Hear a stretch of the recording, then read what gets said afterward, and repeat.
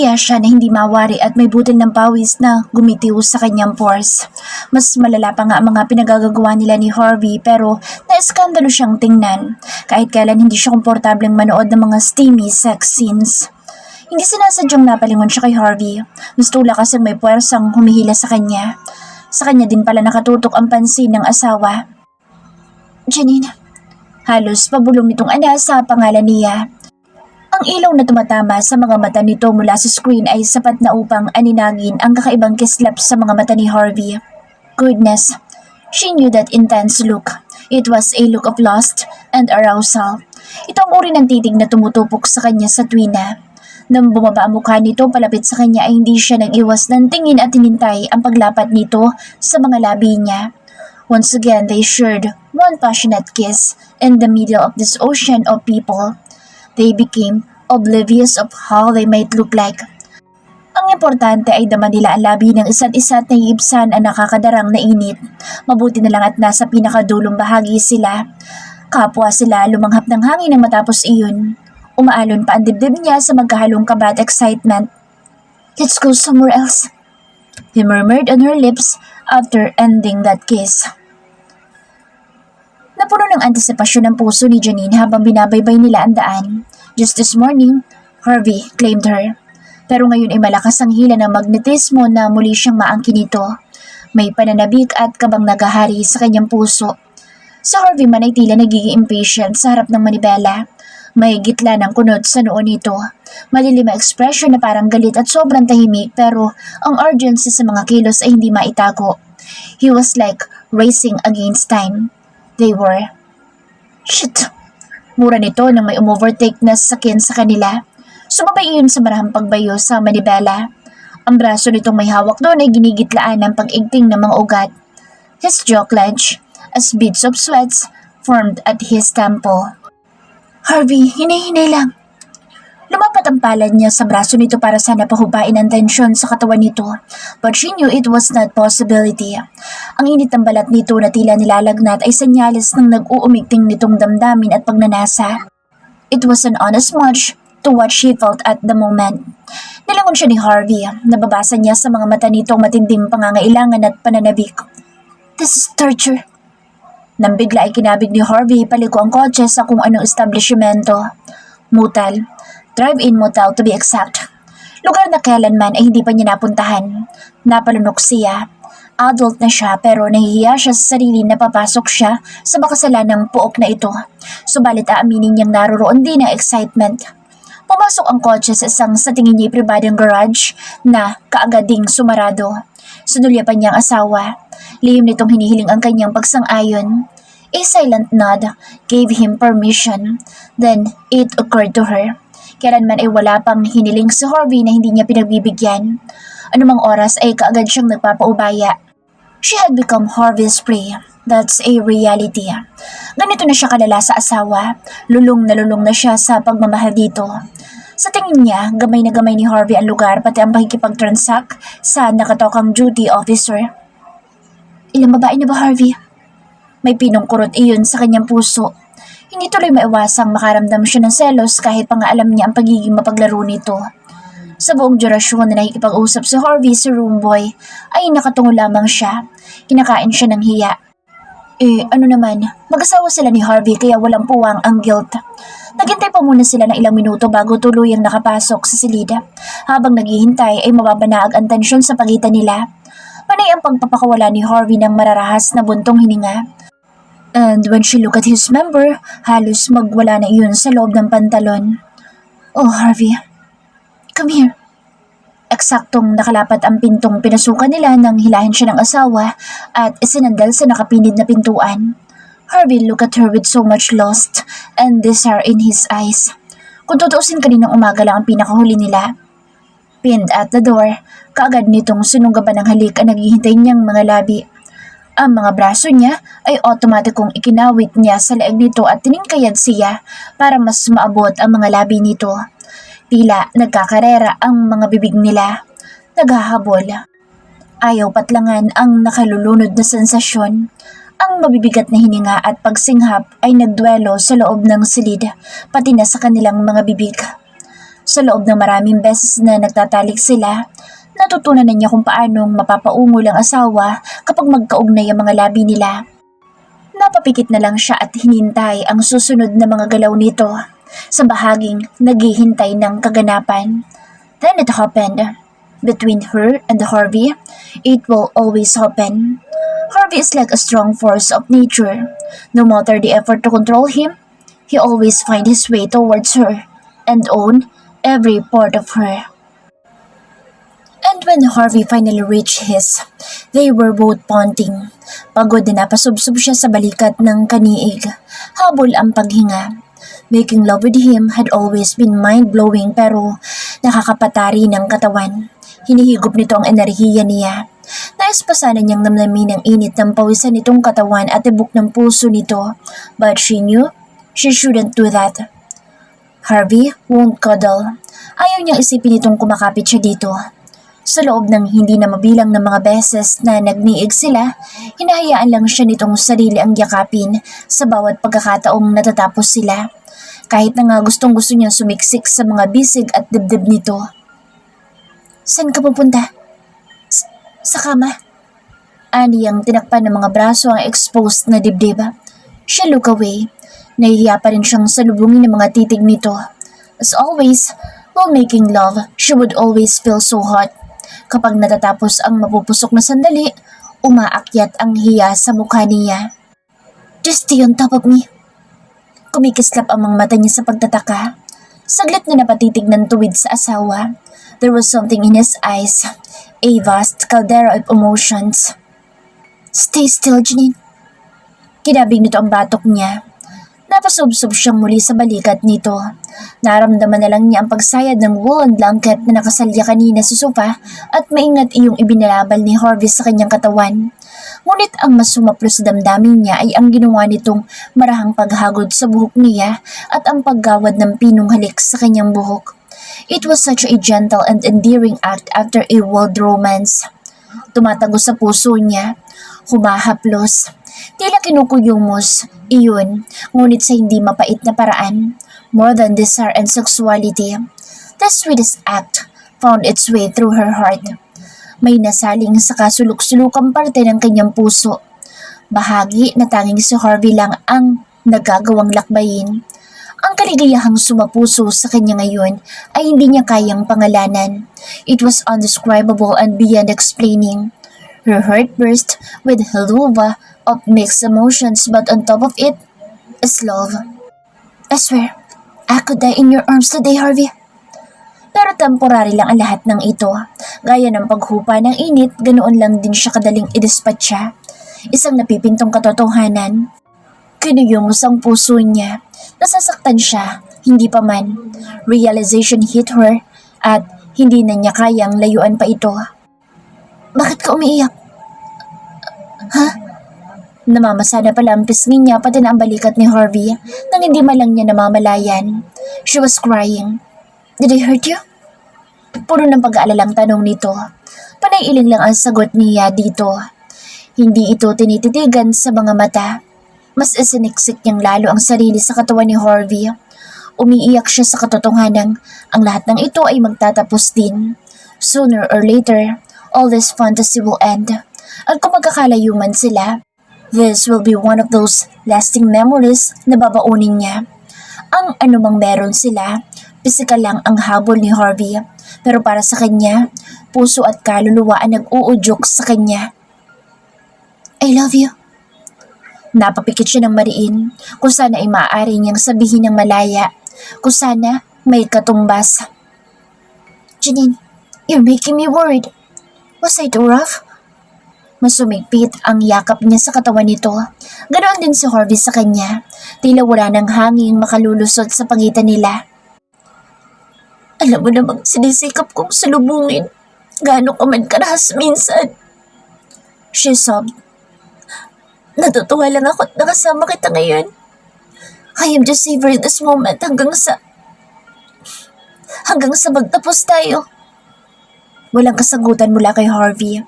Nagpatuloy lang ito sa paghaplos sa buhok niya. They stayed like that for quite a moment. Janine, For almost like 100 years, natagpuan ni Harvey ang sariling tinig. What if? What if? Sabihin mo lang na mahal mo ko.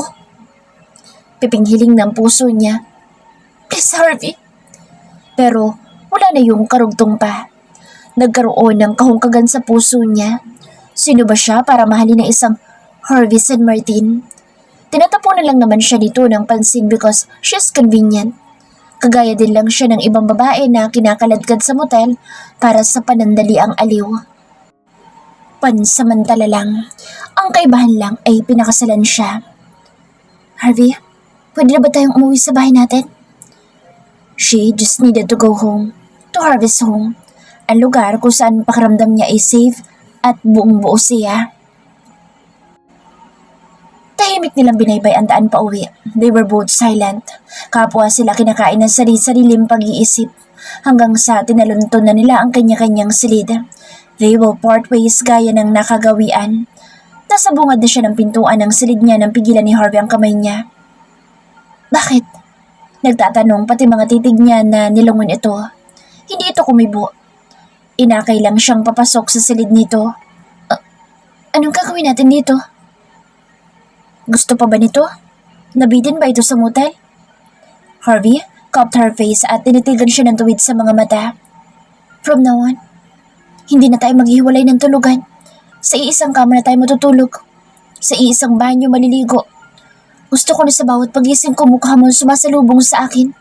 Sa bawat pagdilat ng mga mata ko sa bawat umaga. Ang ngiti mong unang-unang babati sa akin. At sa bawat gabi, ikaw ang pinakahuli kong gustong masilayan. Nag-uumapaw ang kaligayahan sa puso niya. Those were words that reached the deepest portion of her heart.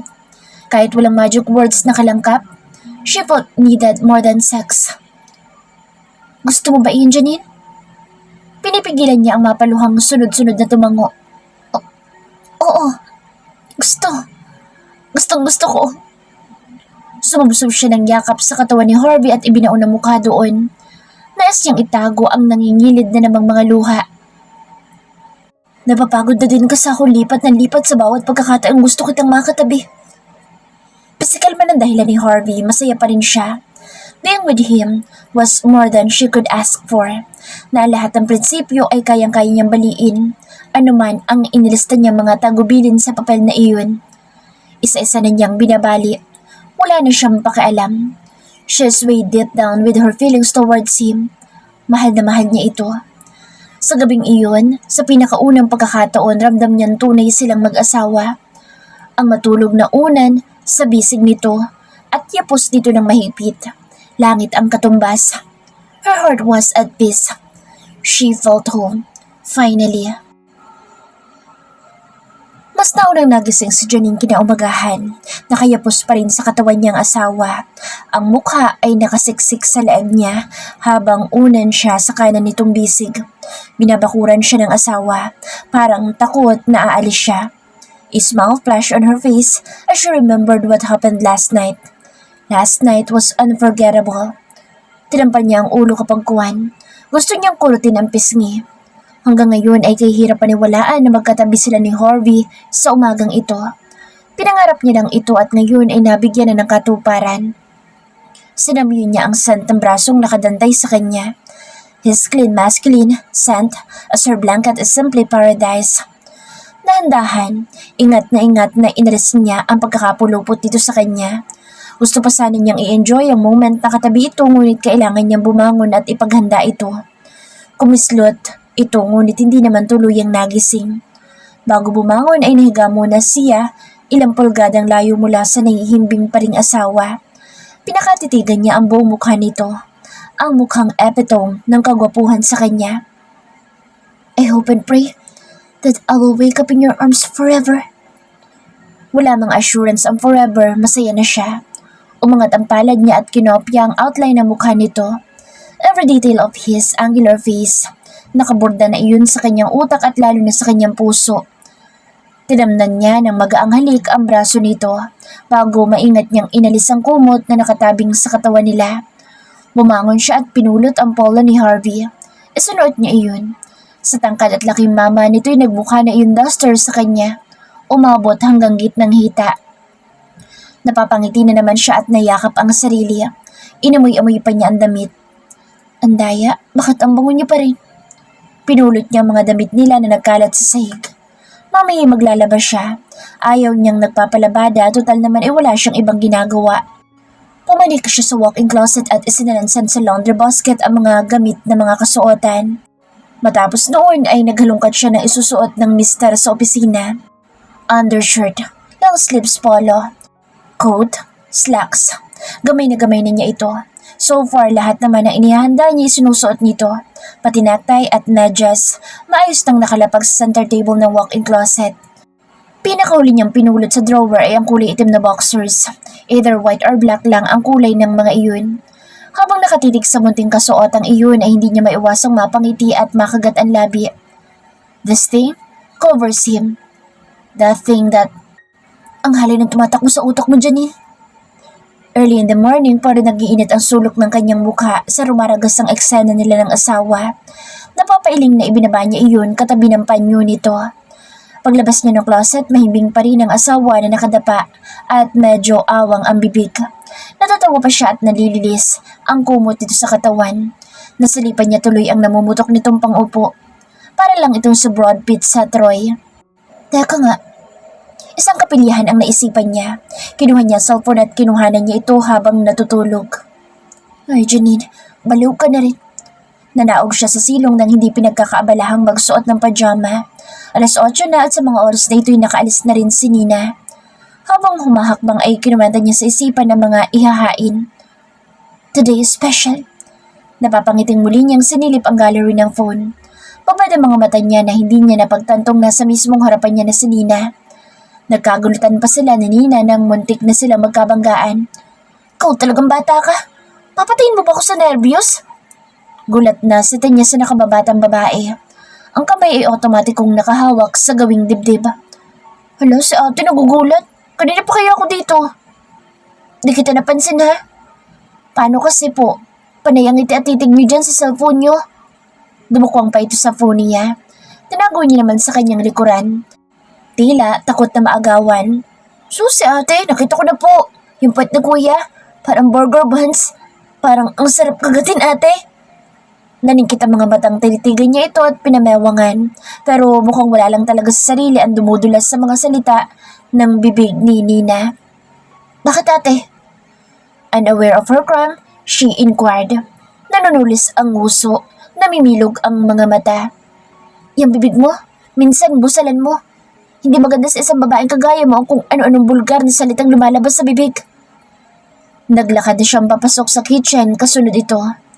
Bakit nandito ka pa? Dapat ay pumasok ka na, di ba? Sana'y hindi nito pagtuunan ng pansin ng ayos niya. There's no use na umakyat pa siya sa itaas at magbihis. Exempted ako ngayon sa exams at kaya pabanjing-banjing lang ako dito sa bahay. Tapos ko na palang diligan ng mga halaman, te. Well, congrats! Lumapit na siya sa fridge para maghanap ng ilulutong espesyal na agahan. Unang beses yata ng opisyal na pagsasama nila ni Harvey sa iisang silid. This calls for a celebration. Habang nagsasaing si Nina sa rice cooker, inihahanda niya naman ang mga lulutuin at ipansasahog sa sinangag. Anong gagawin natin sa itlog? Batihin mong 4. Set aside mong 3 pa. Binigyan niya ito ng bowl at whisk. Sa pagbabalat ng hotdog naman natuon ang atensyon niya habang nagpapainit ng konting tubig sa teflon kung saan nilunod ang mga nabalatan na. Nang matuyo ang tubig ay binudburan niya iyon ng sesame oil. Bakit sesame ang gamit mo, ate? Para mas maging malasa. Isinunod niya ang bacon at special sunny side up egg. Special kasi may melted shredded cheese iyon sa ilalim na kinapapatungan ng itlog. Ang 2 pang itlog ay nilagyan niya ng finely shredded onion leaves. Nang matapos ang proteins ay naghiwa siya ng burger buns at tinost sa pinaglutuan ng bacon. Cut side down. Natatawa pa siya habang nakatitig sa buns. Naalala niya kasi ang association ni Nina sa pang-upo ng asawa. She bit her lower lip. Sunusupil ang ngiting nangangambang pumunit sa bibig niya. Sobrang saya lang niya na hindi makontain ang ngiti. Nins, mag-whisk ka nga ng ketchup at mustard sa maliit na bowl tapos budburan mo ng white pepper. Yun ang ginamit niyang spread sa burger. Alam niya masyadong fatty pero mahilig namang magpapawis ang asawa niya, kaya carry lang ang extra fat ngayong umaga. Pawis na pawis nga ito sa ibabaw niya. It was midnight nang bigla na lang siyang nagising sa mga haplos nito at may init na mga halik. Babe, isa pa please. Nadala na naman siya sa namumungay na mga mata nito. Ate, wala ka na bang iuutos? Muntikan pa siyang mahuli ni Nina na parang adik na nakangiti. Tumikim muna siya bago sumagot. Pakiligpit na lang nito mga kalat ha, at kumain ka na rin pagkatapos. Maayos niyang isa-isang ipinatong sa tray ang mga sisidlan ng pagkain. Dinamihan niya na, pati kanin, at alam niyang appetite ng asawa. Kumuha pa siya ng guyabano at nag-blend. Iniakyat niya yung kasama ang mga pagkain nasa tray. Breakfast in bed ng asawa sa silid nito. Nila pala, silid nilang mag-asawa. Inside, she giggled like a child. Kinikilig talaga siya. Sa tanang buhay niya, kay Harvey lang siya kinilig ng husto na parang uod. Kahit kay Von, hindi niya naramdaman ang mga kayang ipadama ni Harvey. Yung kakaiba excitement at higit sa lahat ay ang magtambulan ang dibdib. Titigan pa lang ang dulo ng buhok nito. Harvey invaded her whole being. Para itong conqueror na inari ang puso niya ng walang ka-effort-effort. She is in love with her husband. That's a fact. A hard one. Gamit ang kanang binti, itinulak niya pabukas ang pintuan. Natutulog pa rin ang asawa niya. Eksaktong nailapag niya sa bisita ang tray nang magbukas ito ng mga mata. Ngumuwi ito. Halatang mabigat pa ang mga talukap ngunit kaagad na sumilay ang matamis ng ngiti nang makita siya. Breakfast in bed. Malambing niyang anunsyo. Ginawaran niya ito ng matamis na ngiti. Imbis na sumagot ay hinila lang siya nito. Sumadsad siya sa katawan nito. Halos maguntugan pa mga mukha nila. Their lips were almost brushing. Ang unfair lang, kahit walang mumog, hindi masangsang ang amoy ng hininga nito. His hot breath fanning her face, equal the intense beating of her heart. Tiff, anitong ikinakunot ng noo niya. Caged by his strong arms, she could literally feel the throbbing of his heart. Nakipagsabayan iyon sa mabilis na pagdagundong ng puso niya, dala ng gulat at kilig. Paano? You're wearing my polo. His husky bedroom voice seemed so sweet in her ears. Bawal? You're the burglar, so I'm a happy victim. Nakagat niya ang pang-ibabang labi nang maramdaman ang pagpaloob ng palad nito sa ilalim ng kanyang suot at pinisil ang umbok ng kanyang puwetan. Ngunit maagap niya itong pinigil. Mahirap na kapag ito ay nagsimulang mangmanyak. Hindi na maaawat. Nagsisimula ka na naman. Kailangan niyang patlangan ang libido nito. Mamaya ay hindi na ito makapasok at talagang may kurot pa rin sa gitna ng mga hita niya. Kain ka na. Isang magaang halik ang iginawad niya rito at balak na sanang tumayo but Harvey is such a tease. Ipinirma nito ang mukha niya sa pamamagitan ng pagpigil sa batok niya. Hinalikan siya nito. A lazy kiss. Hindi malalim. Nanunodyo lang. His seductive way of kissing with light biting of her lips. Good morning, sunshine. Morning, Superman. Matamis ang nagingiti nito. I like that. Sunshine Superman or Superman Sunshine. Kahit alin sa dalawang masarap pakinggan. Parang bata lang. Akalain ba niyang may ganitong side ang asawa? Buong akala niya sapat na iyon pero pinalalim pa nito ang halik sa kanya. Malikot at mapang-angking mga labi nito. Early in the morning but she was enveloped with this morning heat, gushing from Harvey's scandalous kisses. Scandalous dahil lumika iyon ng sensual na tunog. Scandalous dahil halos isubo na nito mga labi at kainin ng dila niya. Oh God, she was literally out of breath, but she wanted to match his fervor. Tinumbasan niya ang mapusok nitong halik. Troubles in her system started to surface. So troubled by the heat in between her thighs and that raging manhood that started to get alive again. Ang nagngangalit na ringtone ng cellphone niya ang nagsisilbing hudyat para itigil ng asawa ang kahalayan. Kapwa sila hingal nang naghiwalay ang magkahugpong na mga labi. Pakiramdam niya ay nangangapal na nga. Don't. Bad word. Napangiti siya habang nakatitig sa biglaang pagdidilim ng gwapong mukha nito. Siya nang umabot sa phone at itinuon sa tenga nito. This better be good, Karen. Halatang iritado ang mama. Ayaw nang nabibitin. Temporary naman siyang nabigyan ng pagkakataong umalis sa ibabaw nito. Pinagkasya niyang ituon sa breakfast nito ang pansin. Nagsalin siya ng kape sa mug mula sa heater at binudbura ng konting asukal. Look? Natuklasan niyang titig na titig ang asawa sa kanya. His attention was divided between his conversation and her. He was simply looking at her thighs. A little bit weary, angry, anxious. Sunundan niya ang mga titig nito. Doon sa mismong parte ng hita niya na na-expose kapag umaangat ang hemline ng polo sa bawat niyang paggalaw. Sa mismong bite mark na naiwan doon. I'll be there shortly. By the way, reset the meeting with the Fajardo Mining tomorrow. Tinapos nito ang pakikipag-usap. Ang dilim sa mukha ay hindi mawala-wala. Sanay na san siya nitong maupo sa kandungan nito. Para naman siyang robot na napapasunod. Although bothered siya sa bagay na nasa gitna ng hita nito. Bago umupoy, tinakpan niya iyon ng kumot. Nasa third? Concerned nitong tanong habang masuyong hinahaplos ang magkahalong namumula at nangingitim na marka sa balat niya. Hindi naman. Sinungaling siya. Napaigig pa nga siya kagabi ng madiinan ng ngipin nito, dala ng pangigigil sa kanya. It stung a little, but it was masked by the sensations Harvey was able to evoke with his kisses and caress. Silly, next time, sasabihin mo kung hindi mo na ako kinakaya. Parang batang napatango siya. Sige na, kumain ka na. Paplansyahin ko lang ang polo mo. Dito ka lang. She eyed him questioningly. Pinalawala nito ang mga titig niya at ang masasarap na nakahain ang tinitigan. Wow, nasa fancy restaurant ba ako? Tumusok ito ng hotdog gamit ang tinidor. Buong akala niya ay ito ang kakain pero siya pala ang sinusubuan. Lagi mo akong inaalagaan. I must return the favor. Dapat akong gumagawa nun sa'yo kasi lagi kitang pinapagod, especially at night. It was bluntly said like the most casual thing on earth, especially at night. May diin pa. Come on, have a bite. Iniumang nito sa bibig niya ang pagkain. Ako na kasi. He shook his head. May firmness sa mukha nito kaya wala siyang ibang ginawa kundi ang kumagat. Salitan sila ng kagat na parang mga batang paslit na pinaghahatian ng pagkain. May ekstrang lasa?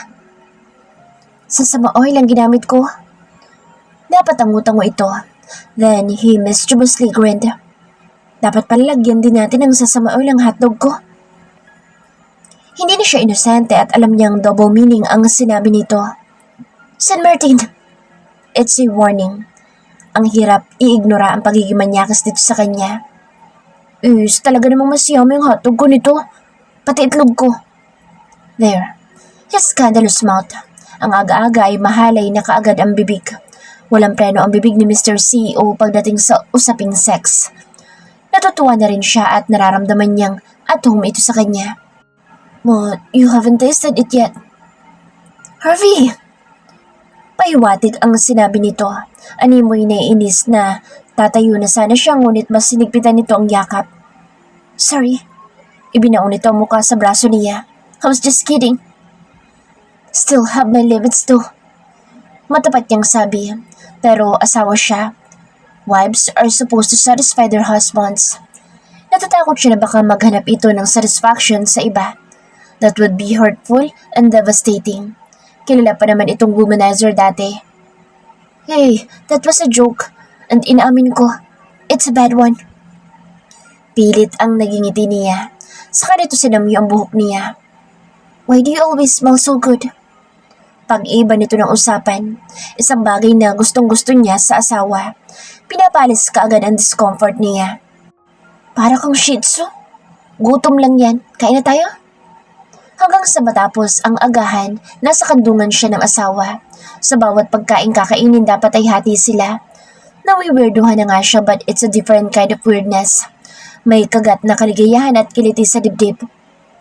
Shower? Anito matapos ang agahan. Together? Malutong ang naging tawa nito. Babe, we are sharing a room. Therefore, we will share everything and that includes the bathroom. But only if you agree. Pero sa pagkakataong ito, I won't take no for an answer. Eh, nahiya ka pa ba sa akin? Anong parte pa ba ng katawan mong hindi ko nakita? Bastos ka talaga. Napaiktad dito ng pinong-piningot niya ito sa tagiliran. Mas nagkahugis ang tawa nito.